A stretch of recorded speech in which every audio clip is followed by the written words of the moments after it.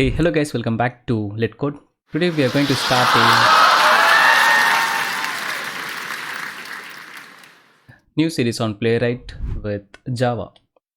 So if you have watched my previous video, you might know that Playwright and Node is the best combination because of the Playwright test runner, which is like inbuilt test runner of Playwright. But still many of you know Selenium and Java. I mean, of course, you know the Java programming language, so it will be easier to learn Playwright. But you will ask me, why should I learn Playwright? Because already you might know the Selenium or something else, right? Based on the Java testing side. So I'm going to give you quite a few reasons, and also we're going to learn how to do the installation. So let's get started now. So why Playwright? So we have quite a good reasons for this. Let's go one by one. Okay, so first of all, whenever we do a POC, that is proof of concept, like which framework should we use in our test automation suite, probably we'll have some criteria, right? So it should be like it should support the cross browser testing, because that is very important in testing, right? And also we'll say like whether it supports the automation of frames, the windows handling concept, the multiple tabs, and also the shadow DOM. Shadow DOM can be skipped because if your application is not using any kind of shadow DOM, it is not necessary for us. But yeah, we can have this, right? It is a good option to have. Okay, and of course we'll say like whether it's open source and does it support cross platform, like it should execute the test, or we can write the test in Windows, Mac, Linux, whatever it is, right? So Playwright fits in all the criteria. If you compare Playwright with Cypress, I think now they have the support for frame and window handling, but again it's not like inbuilt. If you see the frame handling in Cypress, it's like third-party library, right? But whereas in Playwright, it's like out of the box, we don't have to do anything. Okay, and few of the best things are there which I really like about Playwright is the locator strategy. Okay, so if you see, it has wide variety of locator strategy, and few of the things are really easy. You don't even have to inspect your DOM to interact. You can just use the new locators like get by role, get by it's basically get by, but we have like multiple methods with that. We'll talk about that more in detail. Okay, so let's go with this PPT. Usually I'm not a PPT kind of person, but just for the sake of introduction video, I'm going to follow this one. Okay, so the first point is of course the cross browser. It can execute in Chromium, WebKit, and Firefox. Okay, so you might have heard of Chrome, Firefox, Brave browser, or some other browser, right? So all those other than Firefox, all browser like Chrome, the Brave and Kiwi is there, Arc browser is there. All the browsers are actually uses the Chromium browser. So Chromium is like browser engine which is provided by the Google. Okay, so based on the Chromium engine, all the browsers are defined. So here one advantage of using Playwright is that it comes out of the box with Chromium engine. So basically all our tests will execute in the Chromium. So what is the advantage in the sense like we are testing our application one ahead of the actual Chrome browser. So if you see, most of the developers use Chromium or the Canary Chrome browser. Okay, but whereas like the end user, the normal users, maybe using the Brave browser or the Chrome browser. So when we test in the Chromium, let's say that it's going to be like 1.08 version, the Chrome version will be 1.07. So we are testing one browser ahead before the release. So that's a really cool feature. So similarly, we have WebKit. WebKit is the Safari browser engine, and Firefox is of course the Mozilla one. Okay, and of course it supports cross-platform. We can do both the head and headless. Headless in the sense like your test script will execute, but there won't be any graphical user interface. Okay, and of course it supports multiple language: TypeScript, JavaScript, Python, .NET, and Java. So if you have watched my previous video, of course I will definitely recommend you to learn Playwright with Node. I have stated all the points in that video. But if you are very comfort with the Java, then yeah, you can learn Playwright with Java as well. Okay, and we can also test the mobile view. Please understand, we cannot test the native applications. What we can test is like in your Android browser, in your Android mobile, if you have like Chrome browser, we can interact with that browser within the browser. Okay, not your native application. Okay, then we have like the best part of Playwright, that is like no flaky test. Okay, so flaky in the sense like sometimes your script will run in your local machine but it might not run in another machine or in pipeline, right? So there might be weight issues, there might be issues with the locators. So all those can be handled very in a convenient way with the help of Playwright. We'll see all those like details in our upcoming sessions. Okay, and also another good part is this auto wait. So basically like whenever it's going to do some interactions, it will check few conditions, like whether the element is ready in state, it is interactable in state, uh, it is clickable, like this. It has some conditions. Okay, so it will check all the conditions. When the condition is satisfied, then it will start the interaction. So that is one good part. And then it has like web first assertion. Okay, web first assertion in the sense like if I have to compare this with Selenium, Selenium doesn't have anything like to do the assertion, right? So of course we have the functions like is displayed, is enabled, all those things, but we have to get the value and we have to use the test-ng assertion or maybe JUnit assertion, right? But whereas in Playwright we have the assertion library, which will basically not only do the assert but also it will wait for the element state to be changed or element is ready to do the interaction, like that. Okay, so that is very good actually. And then we have this tracing. Mostly tracing is like it will give you a snapshot of your application.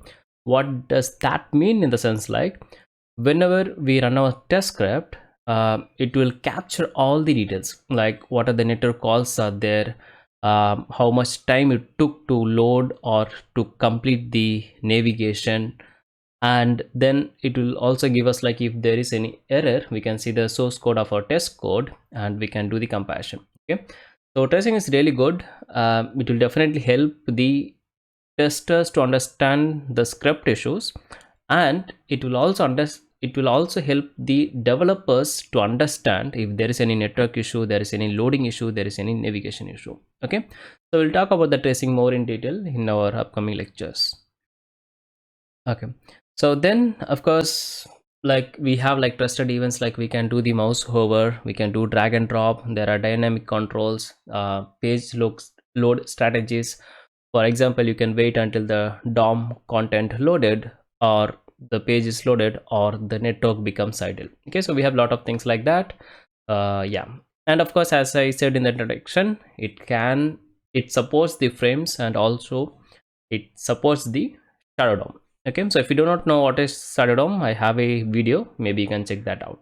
Okay, now coming back to the execution. Okay, so full isolation, fast execution, that means like we can have like independent browsers and also independent tabs. Okay, browser context in the sense like for example, let's assume that we are going to automate a chat application. So in one, your user will send request, and in another chat window your bot is responding, right?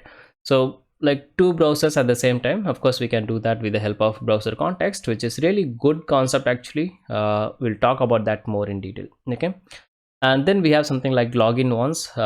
Basically it's used the storage state in the sense like kind of cookies, and it will help us to reduce the login code. So if you take Selenium and if you have to do write test for the authenticated users, probably in the before method or in the before class, like precondition of your actual test, we will always write the login scenarios, right? But whereas in Playwright we can just write it once and we can use that credentials or that user authentication across all the other tests. Okay, so that's really good. Again, we'll see everything in code more in details. Okay, and Other than that, also we have like few things. One is the code gen in the sense like it will we can record the test. We can just do some like go to page, do some login, and all the scripts will be ready for us. Okay, so that's really cool.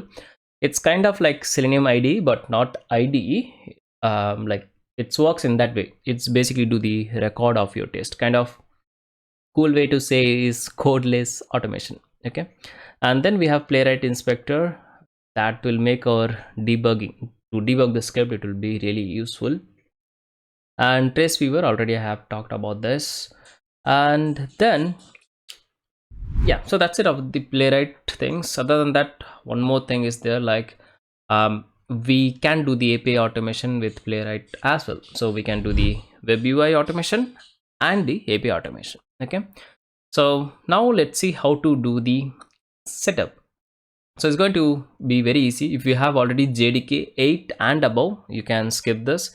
If you have Maven installation, you can skip this. If you have any of the IDE like Eclipse or IntelliJ, you can skip this part. Okay, but in this video I'm going to do the installation of JDK 11, because if you are very new to this, probably you should do this. So I'm going to show you demo for that.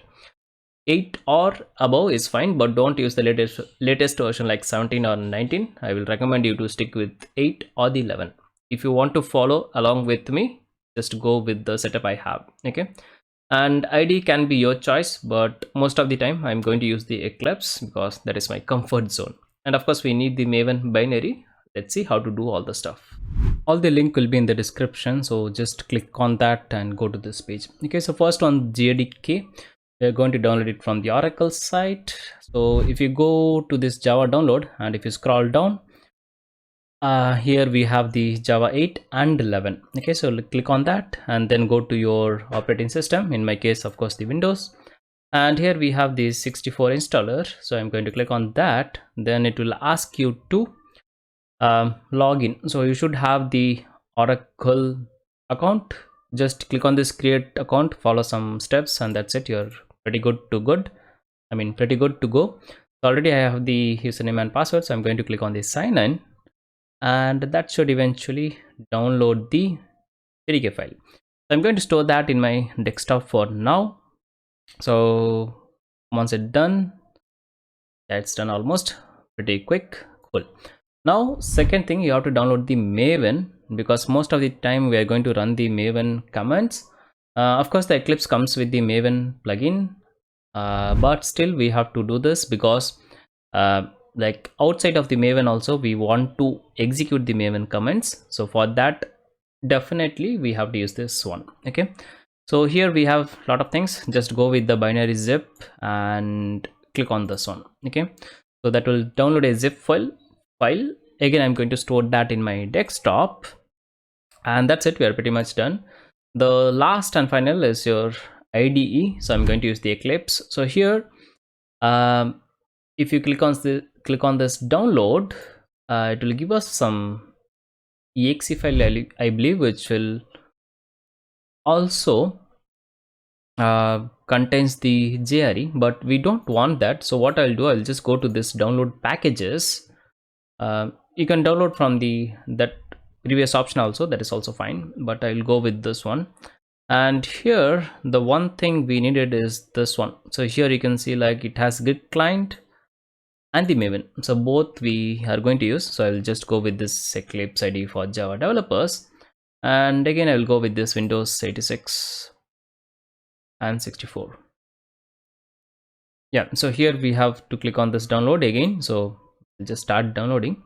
So once the download is completed, I will come back.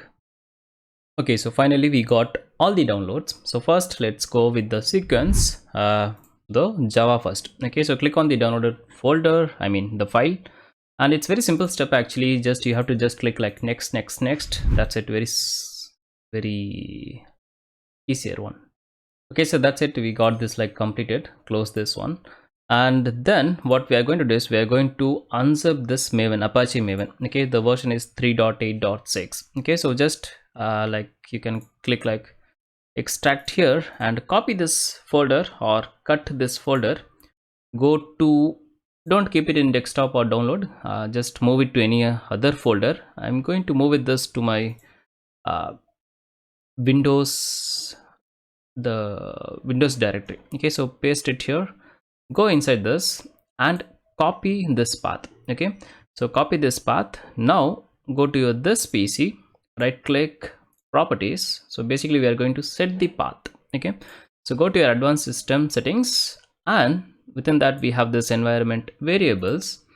So first one we are going to create for the user variable. So within the user variable, by the way I'm using Windows 10, it should be same for Windows 11 as well, but if you're using Windows 7, concept is same, but the UI might be little change. Okay, but I don't think anyone using Windows 7 still now. Yeah, so you have to click on this new and give like Maven underscore home. Okay, so this is like your key and value. Make sure you're going to give the same thing. Okay, Maven underscore home, that is the variable name, and variable value is this path. Okay, then click on OK.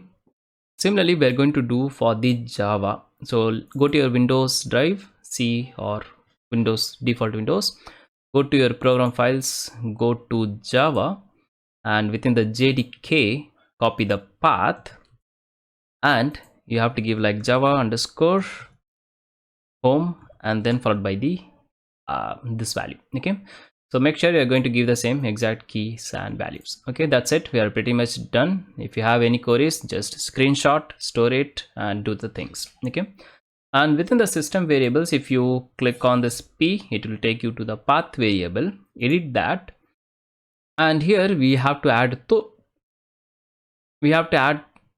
and here we have to add two things.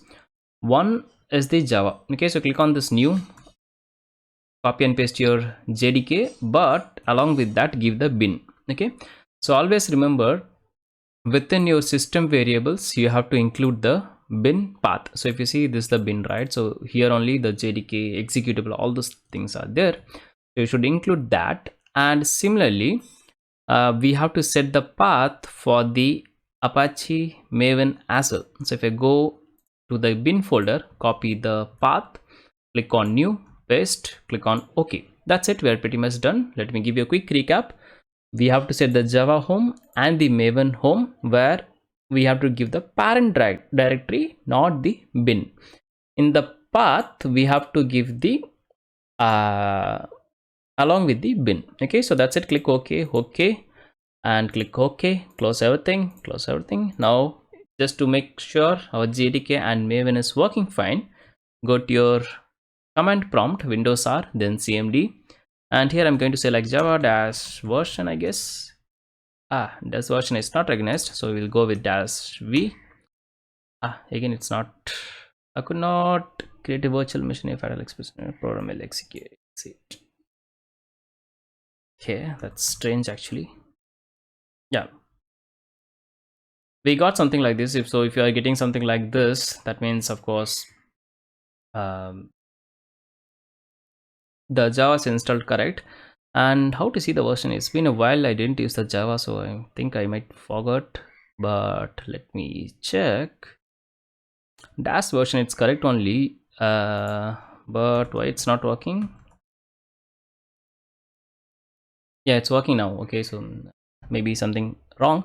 But if you're getting this one, like if you type Java, you should see this. If you type Java dash version, you should see this. Okay, so that means of course your Java is done. Next thing what we are going to do is we are going to check the MVN. So MVN and then version, I guess. So when we give like MVN dash version, we should something like this. If you are getting this, then of course you are good to go. Okay, the final part, of course you can delete all the installation files, which is not necessary now, and this Eclipse. Okay, so right click and you have to extract here. Okay, so go to your Eclipse folder, and within the Eclipse folder we have this eclipse.exe. so right click, send to desktop. So it just creates a shortcut, it will be handier for us to next time open. So if I open this, and you'll say something like this, 2022-09, which is month I believe. Yeah, and we have to create the workspace. Okay, so I'm going to leave the default directory. I'll check mark this, I will click on this launch, and it says there is already an older version, so I'm going to change the older version. Going to change the directory. Click on the browse, and here I'll just create a workspace called Playwright, maybe Playwright workspace. That's it, and let's launch. Okay, that's it. We are pretty much done. If this launched properly, that means we have the Apache Maven, we have the JDK, and that's it for this video. If you have any issues while doing the installation, do let me in the comments. I'll be happy to help, but I think you can do of your own, because if you have already Selenium and Java setup, then it should be very easier for you. Okay, so so that's it from my side. If you have any queries, feel free to ask me in the comments. I'll be happy to reply, and bye-bye. Take care. In the mirror, so foggy, but I've never seen clearer. I don't really think anyone can save me, and honestly, I'm not really sure I want saving. I like to be my own worst enemy. There's no risk if you don't try at anything, so I'ma just keep buying everything. See you in the next life, have to be a better me. I don't think that my head's on straight. Gotta flip it and grip it and go and get an x-ray. What's wrong with me? I just feel weight pushing on my chest and it squeezes till I suffocate. Better change my mindset, meditate. It's pretty cool that I'm alive and have better days. I could walk, see, hear, I should celebrate. Think I could change my mind, maybe elevate.